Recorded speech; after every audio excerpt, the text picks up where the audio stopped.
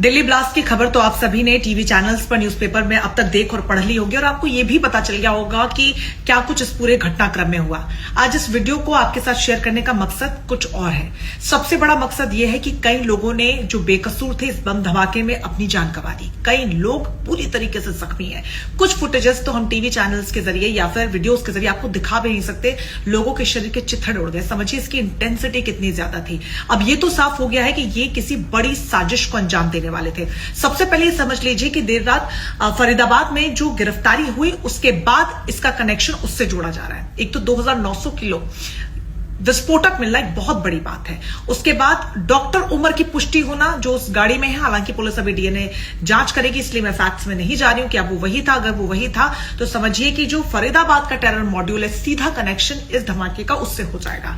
अब यहां से आप लोगों को समझने की दो बातें जरूरत है। नंबर 1, एक तो अगर आप दिल्ली एनसीआर आसपास के क्षेत्र में, उत्तर प्रदेश, राजस्थान में रहते हैं तो ये सारे राज्य हाई अलर्ट पर, इनफैक्ट पूरा देश हाई अलर्ट पर है। तो आप बाहर निकलने से बचे, भीड़ भाड़ वाले इलाकों में मत जाइए। खासतौर पर महिलाएं जो खरीदारी के लिए, छोटे मोटे काम के लिए, सामान के लिए जाती हैं, वो बिल्कुल भी ना जाए। क्योंकि इस बम धमाके में जिन लोगों ने जान गंवाई, कोई दवाई लेने के लिए निकला था, कोई अपने रिलेटिव्स को ड्रॉप करने निकला था, कोई सामान लेने के लिए और कोई यूं ही घूमने फिरने के लिए दोस्तों यारों के साथ, ऐसे में उन लोगों ने जान गंवा दी।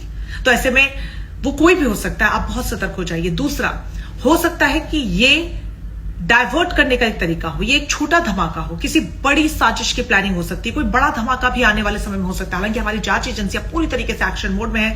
खुद गृह मंत्री इसको लेकर एक्शन मोड में है, लगातार एजेंसियों के संपर्क में है। ऐसे में ऐसा हो, ऐसा जरूरी नहीं है, लेकिन चूंकि ये धमाका एकदम अचानक से किया गया, किसी को भनक तक नहीं लगी, तो हो सकता है कि किसी बड़े प्लान से डाइवर्ट करने के लिए इस पूरी साजिश को रचा गया और वो कोई भी इलाका हो सकता है। तो आप देश भर में किसी भी कोने पर हैं, बहुत सतर्क रहिए। हालांकि पूरी तरीके से चाक चौबंद बंदोबस्त किए जा रहे हैं, लेकिन आपकी सतर्कता की, आपकी सुरक्षा है। क्योंकि कल तक शायद हमें यह भी नहीं पता था, कल सुबह तक हमें नहीं पता था कि हम इंडिया गेट के आसपास जाएंगे, हम लाल किले के आसपास जाएंगे, metro station India gate, gate number 1 के पास जाएंगे तो ऐसा कुछ भी देखने को मिल सकता है। क्योंकि जो तस्वीरें सामने आ रही हैं वो यही चीख चीख कर कह रही हैं कि यह धमाका बहुत खतरनाक था, इससे भी बड़ा नुकसान हो सकता था।